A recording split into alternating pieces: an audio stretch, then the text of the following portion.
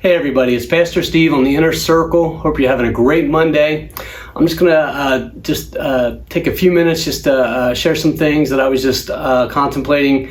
Pastor said something a couple weeks ago in a sermon that just really stuck with me, and I want to just kind of revisit that a little bit. And one of the things he said was, don't worry about your kids. They were born for this time. They were made to live in this time. And that really stuck with me. I mean, God really knows what he's doing. You were made for this time. You were made to live in these times. Well, everything with COVID and even with things going on in the government and Afghanistan and whoever knows what else is going to be around the corner in just a month or two, or even what you've already been through. You're still here, you're still standing, and you were made for this time. You were made to deal with these issues. You were made to live through them. You were made to be victorious over them. And I think as believers, I want to just reinforce the fact that we need to not lose sight of that. We need to keep that in our hearts, to remember that God knew what he was doing when he put us in this time, this place, to live through these things. He made you for this. He made you to succeed. He made you to have victory. He made you to conquer these things. And that's just a well of hope for me. I mean, don't let fear steal the joy of living in these times. There's going to come a time in eternity when God says he's going to roll up the old heavens and the old earth like a scroll, and a new heavens and a new earth he's going to create, and we're going to be there to see that through the eons of eternity. We're going to be able to look back on this time. This is when God put us on the earth. This is when he said, this is where you must prove yourself. This is where you must live through the dark times in faith. But it won't always be that way. But this is our chance. This is the time that he put us in. So I just think that it's exciting. We have to not lose sight of the fact that these are exciting times to live in.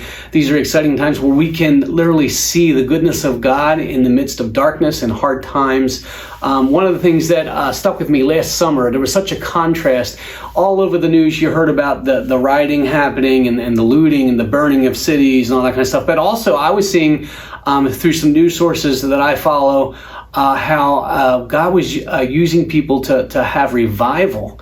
In the same cities where the looting was happening. There's this guy named Sean Foyt who would go and lead these massive worship gathering events, and people would just come to Jesus. Literally, there were so many they had to baptize them in the ocean.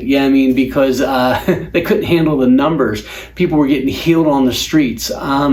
And the news is not going to cover that because it doesn't fit the agenda of what the enemy wants to put out there. He wants to instill fear and distrust and all the stuff that this stuff has a purpose and a spiritual life behind it. It's not just random. There are spiritual forces at work. The Bible says that we fight not against flesh and blood, but against spiritual forces, the authorities in the air. And I'm not quoting it exactly, but it's there. And I'm sure you've heard it if you've been serving the Lord for any amount of time. These spiritual forces are real. They are the life behind a lot of what goes on in society today. They are trying to bring about the devil's plan for the world, and it's not going to fly. In the end, God's using this time to prove his people, and some of us will succumb to the fear. And I'm not accusing you of succumbing to fear if you're afraid of COVID and all that kind of stuff. But that's not what I'm talking about. I'm saying there's a spirit behind this stuff. You still got to be smart. It doesn't mean you go out and live stupidly and expect everything to go well. But at the same time, don't succumb to this spirit of fear that is behind it all. Rise up in faith, expecting to see God move, expecting to see God do things for your family, expecting to see healing. If you get COVID, expecting to see breakthrough in your finances. If you've been affected by this. If you're in the military and you're discouraged by what you see going over in the Middle East.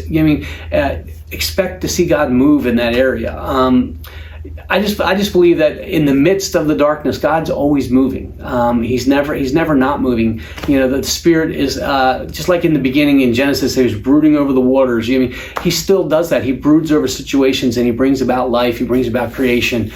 So I want to encourage you. You know, just remember, don't be discouraged. Don't succumb to the fear. He made you to live in these times. He made you to live well. He made you to conquer the things, the mountains that are in front of you. And these times are no different. So be encouraged.